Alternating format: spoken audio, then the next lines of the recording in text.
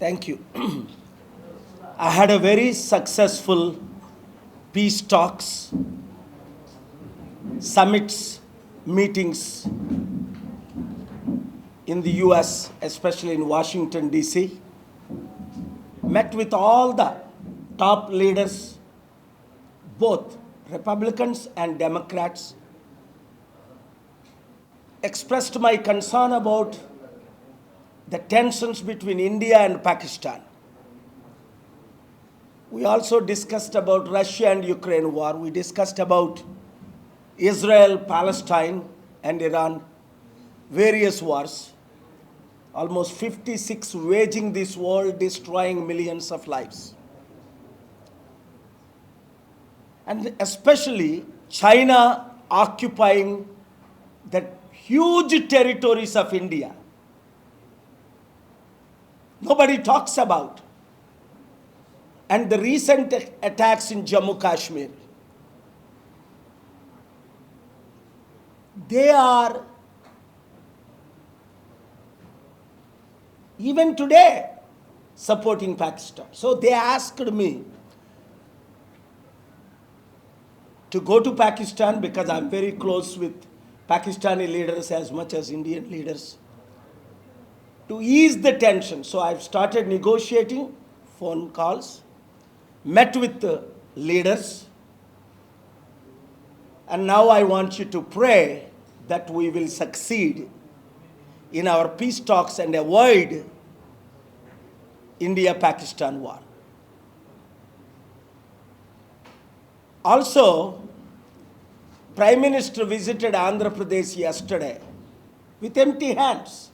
Whatever he started inaugurations 14 years, 10 years ago, 11 years ago, still nothing is built. Only just inaugurations, openings, which is very common for politicians. Steel plant is losing thousands of employees. Modi didn't talk about. Chandrababu Pawan Kalyan didn't talk about it. Special status, I got the orders from Andhra Pradesh High Court 6 months ago, and still Chandrababu Pawan Kalyan and Jagan did not file the counter. That they want special status. Number 3, economic growth.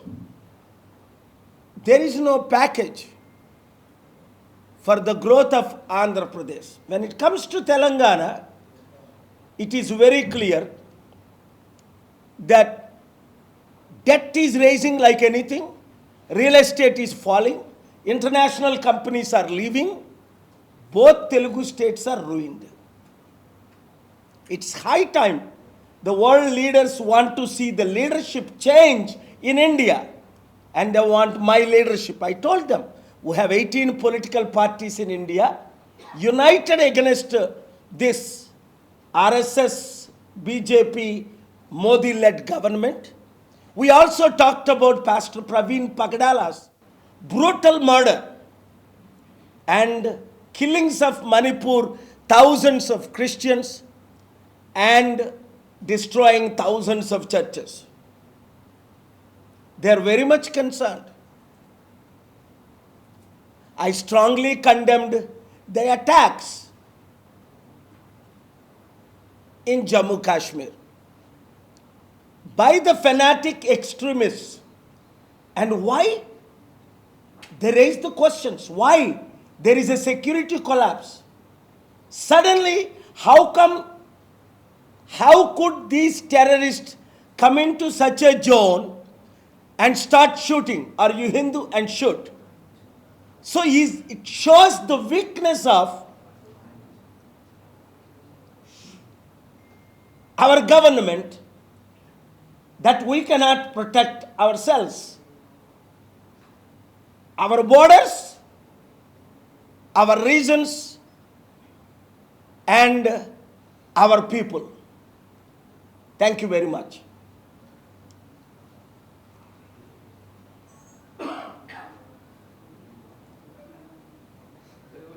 అమెరికాలో important leaders అందరినీ కలవడం జరిగింది. Republican leaders, Democrat leaders. వారితో ముఖ్యంగా India Pakistan tensions గురించి, అతి త్వరలో terrorism పేరుతో యుద్ధం ప్రారంభం అవడం గురించి,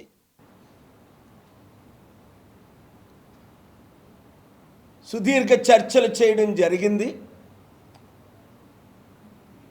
అలాగే ఎవరూ మాట్లాడని సబ్జెక్టు, కిలోమీటర్లు, వేల ఎకరాలు మన ఇండియా బోర్డర్ని చైనా ఆక్యుపై చేస్తుంది, ఎవరు మాట్లాడట్లేదు. ముఖ్యంగా గత 10 సంవత్సరాలుగా అది చాలా ఇంపార్టెంట్. ఎందుకంటే చైనాకున్న నేచరే తైవాన్ మాది, హాంకాంగ్ మాది. ఇప్పుడు రష్యా ఏ విధంగా యుక్రెయిన్ క్రిమియా 2014లో, ఇప్పుడు యుక్రెయిన్ 20% ఆక్యుపై చేసి ప్రెసిడెంట్ ట్రంప్ దాన్ని యుక్రెయిన్ని రష్యాకి ఇచ్చేయండి ఆ 20% అనడం, దాన్ని నేను తీవ్రంగా ఖండించడం. అలాగైతే చైనా ఆక్యుపై చేస్తున్న మా భారతదేశ బోర్డర్స్ను కూడా మేము చైనాకి ఇచ్చేయాలా? అలాగైతే చైనాకి హాంకాంగ్ని ఇచ్చేయాలా? అలాగైతే చైనాకి తైవాన్ని ఇచ్చేయాలా? అలాగైతే చైనాకి పాకిస్తాన్ ఇచ్చేయాలా? ఎందుకంటే ఇక్కడ పాకిస్తాన్, బంగ్లాదేశ్, నేపాల్, శ్రీలంక, మన చుట్టూ ఉన్న దేశంలో ఉన్న మన చుట్టూ ఉన్న దేశాలన్నిటికీ డబ్బు పేరుతో ఆఫ్రికాలో జింబాబ్వే లాంటి దేశాలు ఎలాగైతే చైనా కొనేసిందో, ఇవన్నీ డిస్కషన్. 2, ఈ మధ్య జరిగిన ఘోరమైన హత్య ప్రవీణ్ పగడాల, దాని గురించి అమెరికన్ సెనేటర్స్, కాంగ్రెస్మెన్ చర్చలకే, సెనెట్లోనే కాంగ్రెస్లోనే చర్చలు పెడదాం, మణిపూర్లో జరిగిన ఘటనలకు మీరు త్వరగా రండి అన్నారు. నేను త్వరలో వెళ్తున్నాను. దాడులు ఎక్కువైపోయాయి, ప్రజాస్వామ్యం కూని అయిపోయింది. మళ్ళీ నిన్న కాక మొన్న ఒక వీడియో చూశాను, ఎవరో కరపత్రాలు పంచుతుంటే ఆయన బట్టలు ఘోరంగా ఇబ్బంది పెట్టి క్షమాపణ చెప్పించి జబర్దస్త్గా కన్వర్షను, జై శ్రీరామ్ అంటేనే నిన్ను వదులుతామని ఓ 10 మంది దుండగులు. అంటే ఇప్పుడు ఏంటి, మన దేశ పరిస్థితి ఇంత దారుణంగా అయిపోయింది కనబడుతుందా మీడియా మిత్రులారా? వారందరూ కోరుకుంటుంది ఏంటంటే డాక్టర్ కేఏ పాల్ ఒక ప్రపంచ శాంతి దూతగా ఈ దేశాన్ని కాపాడాలంటే మార్పు రావాలి, కేఏ పాల్ లీడర్షిప్ రావాలి అన్నది ప్రపంచ నాయకులు, దేశ నాయకులు ఎక్కువ మందిగా కోరుకుంటుంది. అంటే ముందు మన తెలుగు రాష్ట్రాలు మారాలి. ఇప్పుడు మిగిలింది ఒకటే, తెలుగు రాష్ట్రాలు. నిన్న ప్రధానమంత్రి మోదీ గారు వచ్చారు ఆంధ్రప్రదేశ్కి వట్టి చేతులతో. 10 సంవత్సరాల క్రిందట ప్రారంభించిన బిల్డింగ్లని మీరు చూశారు కదా. ఏమైనా ప్రాజెక్టులు ఏమైనా కంప్లీట్ అయ్యాయా? ఇప్పటి వరకు ఎన్ని సంవత్సరాలు అయింది? పోలవరం స్టార్ట్ చేసి కంప్లీట్ అయిందా? అమరావతి స్టార్ట్ చేసి కంప్లీట్ అయిందా? స్మార్ట్ సిటీలని 100 సిటీల పేరులో 13 సిటీలు మన ఆంధ్రప్రదేశ్కి, 10 సిటీలు తెలంగాణ అన్నారు. ఒక్క సిటీ అయినా కట్టారా? ప్రశ్నించిన వాళ్ళు జైల్లో పెడుతున్నారు, నోరిప్పిన వాళ్ళు నోరు మూయిస్తున్నారు. మనం ఇస్తున్న 2 తెలుగు రాష్ట్రాలు ఇస్తున్న డబ్బు ట్యాక్స్ రూపంలో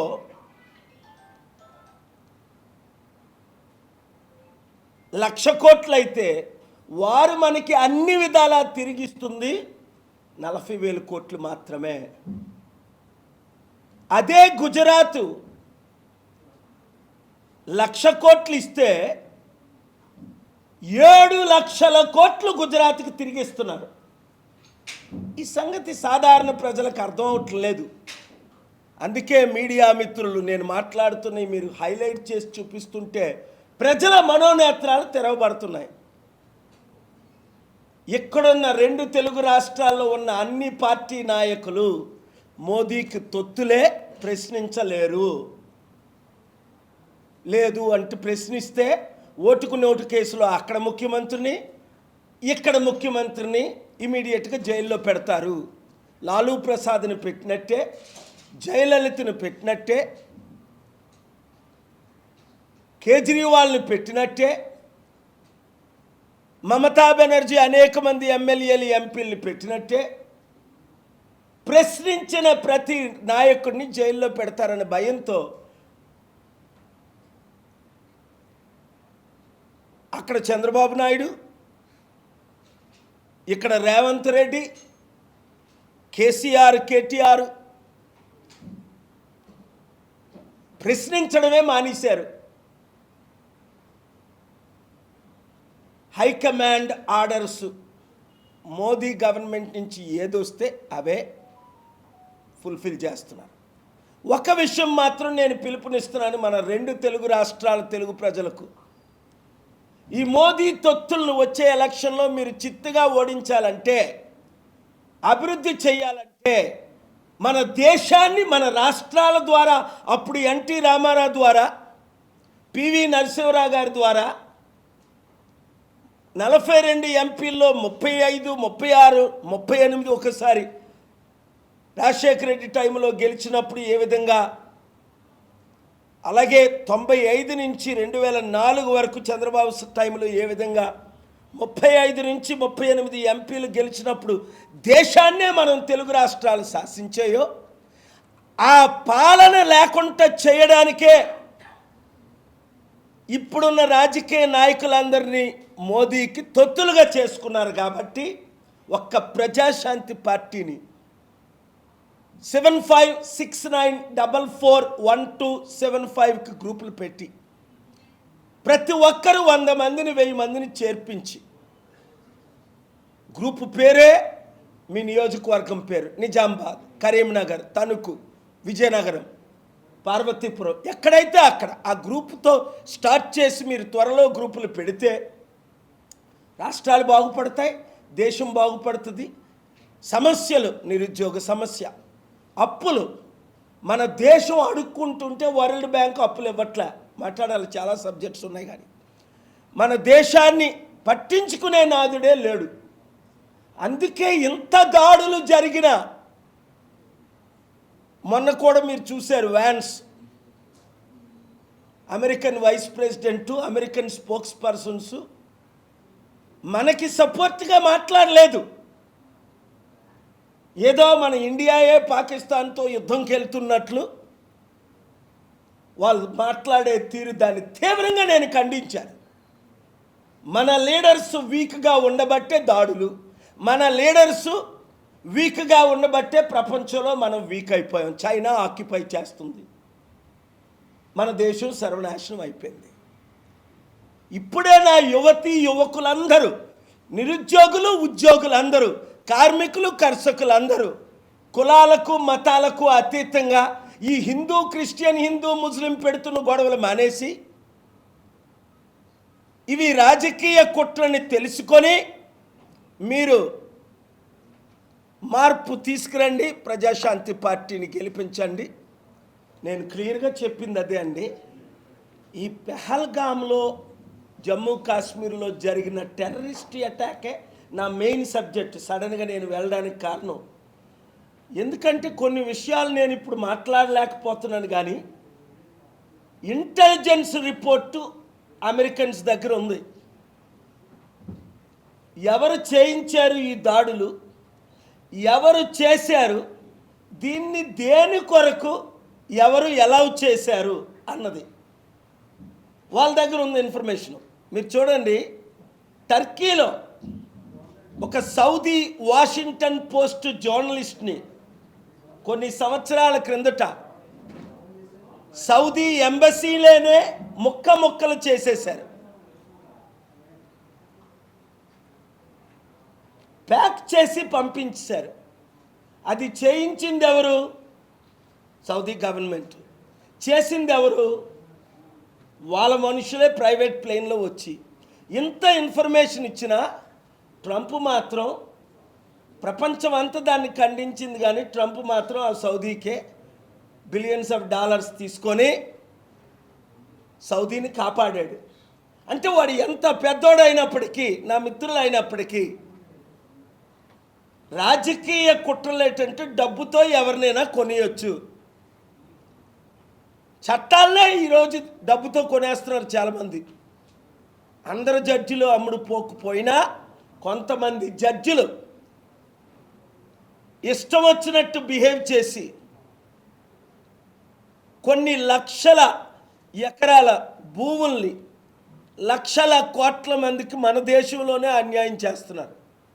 ఆ ఇన్ఫర్మేషన్ అంతా ఫైల్స్ అయిపోయి కనుక ఇప్పుడు కొన్ని విషయాలు 2 వారాల తర్వాత నా మీటింగ్లన్నీ అయిపోయిన తర్వాత నేను వీలైతే అమెరికా నుంచే మాట్లాడతాను. ఇప్పుడు జరిగిన మీటింగ్లన్నీ చాలా సీక్రెట్గా జరిగాయి. అయినప్పటికీ చాలామందికి తెలిసింది ఇంటెలిజెన్స్ రిపోర్ట్స్ ఉన్నాయని.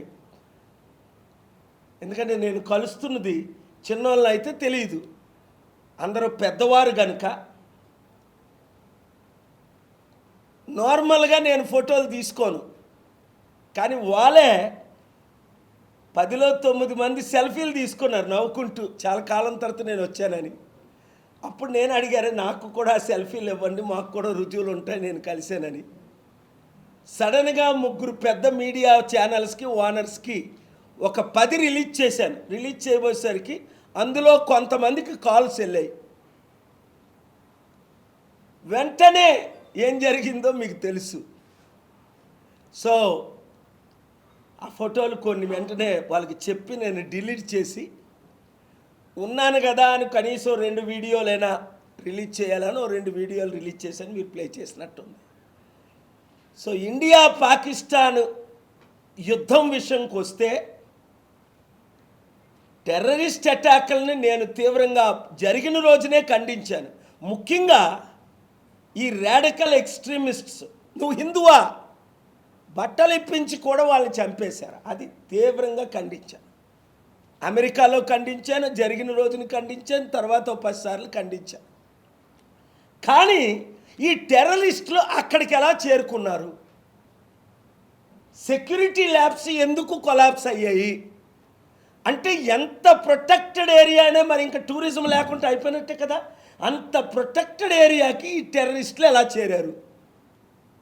వీళ్ళు ఏం చేస్తున్నారు?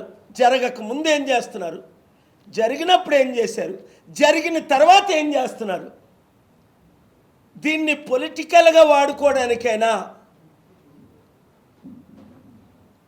మరలా వచ్చే ఎలక్షన్ల ముందు మరలా ఈ జరుగుతాయా, ఈ పాకిస్తాను, ఈ చైనా, ఈ యుద్ధము, ఈ హిందూ, ఈ క్రిస్టియను, ఈ ముస్లిము అని గొడవలు పెడతారా?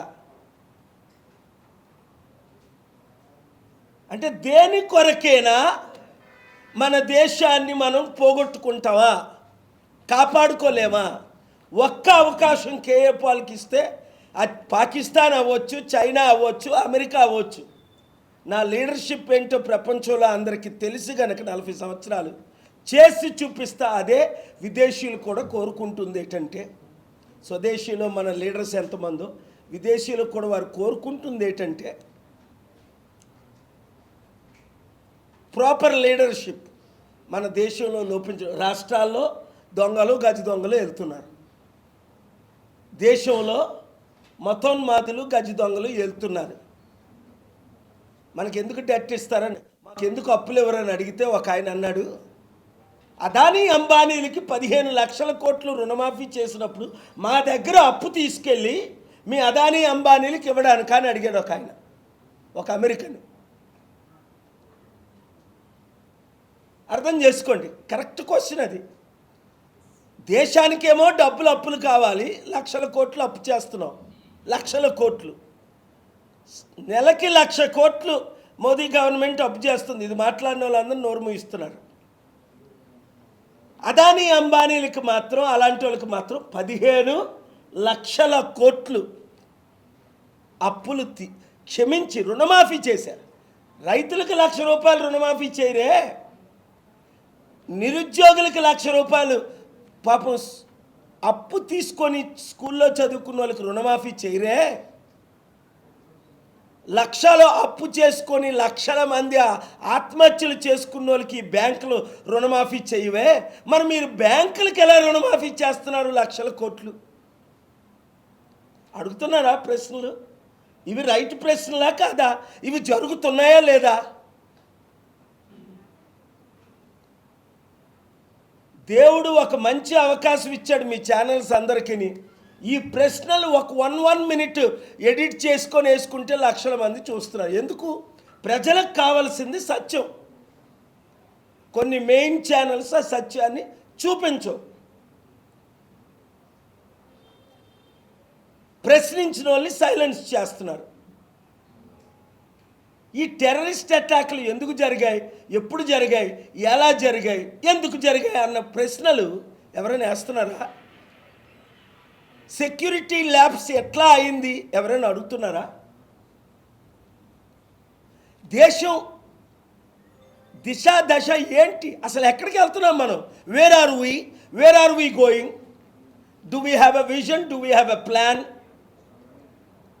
Do we have a strategy to save our country, our youth? అందుకే నెక్స్ట్ వీక్, ఫాలోయింగ్ వీక్స్ మరలా నేను హైకోర్టులో, సుప్రీంకోర్టులో కొన్ని వాదనలు వినిపిస్తున్నాను. న్యాయం జరగాలని జస్టిస్ అందరినీ అడుగుతున్నా. మీరు న్యాయం చేయండి.